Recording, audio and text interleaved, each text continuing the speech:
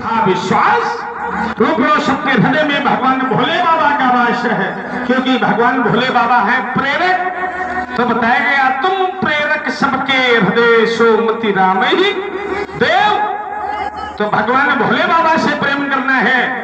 महादेव को भूल जाना नहीं तुम, और किसी और से लो लगाना नहीं तुम, किसी की पड़ी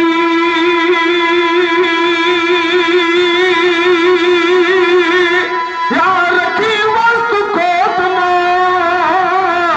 चोरी ठगी से उठाना नहीं तुम। महादेव को भूल जाना नहीं तुम, बनो ब्रह्मचारी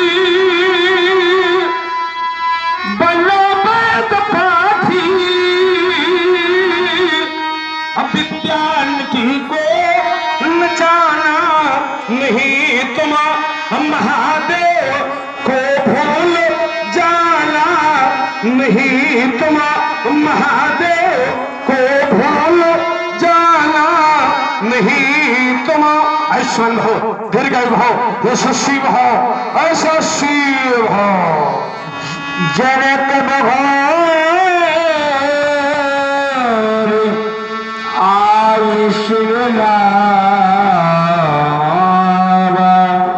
श्री भागवत जी के कमेश रूपी चरणों में हर्ष रोमा पुत्र जगत नमन कर रहा। प्रणाम।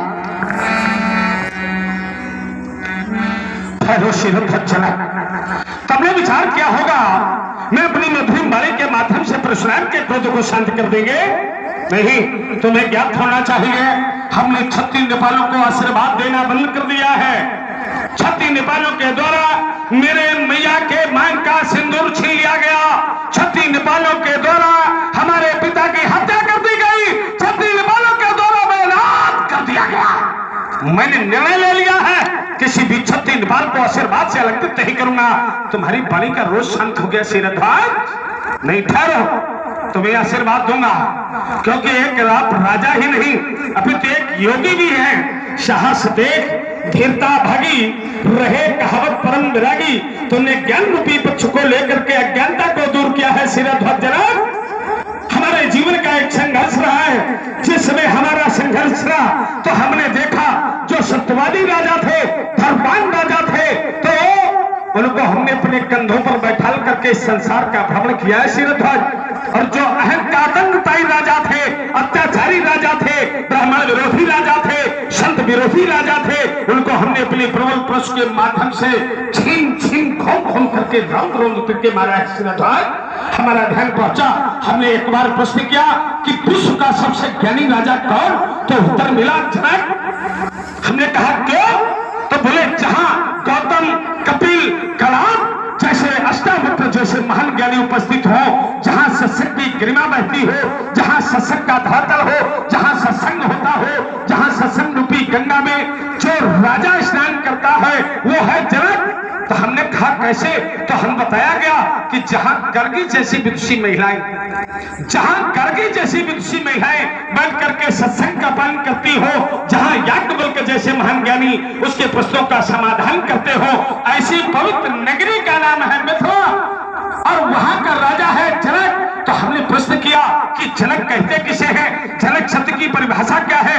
जनक शब्द की व्याख्या क्या है? तो उत्तर मिला कि जो जनजन का कल्याण कर दे उसे कहते हैं जनक। हमने कहा और बोलो, तो उत्तर मिला जो धर्म की स्थापना कर दे उसे कहते हैं जनक। हमने कहा और बोलो, तो उत्तर मिला जो सत्यों के साथ सत्संग करे उसे कहते हैं जनक। हमने कहा और बोलो, तो उत्तर मिला जो शास्त्रों की विवेचना कर दे उसे कहते हैं जनक। हमने कहा और बोलो, तो उत्तर मिला जो शस्त्रों का पूजन कर दे उसे कहते हैं जनक। हमने कहा और बोलो, तो उत्तर मिला जो धरती से संतान उच्चा दे उसे कहते हैं जनक। हमने कहा और बोलो, तो उत्तर मिला जो घर बैठे और भगवान बुला दे उसे कहते हैं जनक।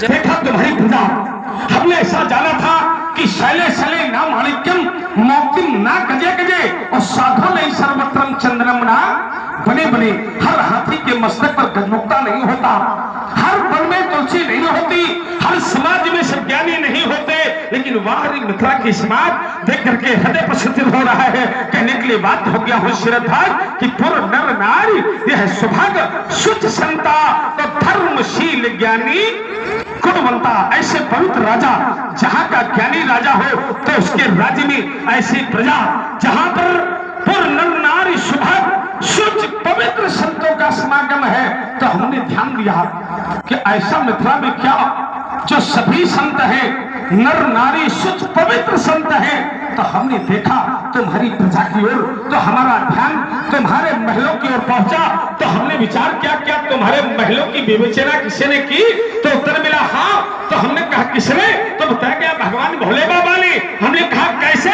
तो बताया गया कि मंगल भवन अमंगल हारी उमा सहित जही जपत पुरारी, जहां भगवान भोले बाबा बैठ करके सत्संग रूपी गंगा में स्नान करके जहां के महलों की प्रशंसा करते हो, ऐसी पवित्र नगरी का नाम है मिथिला।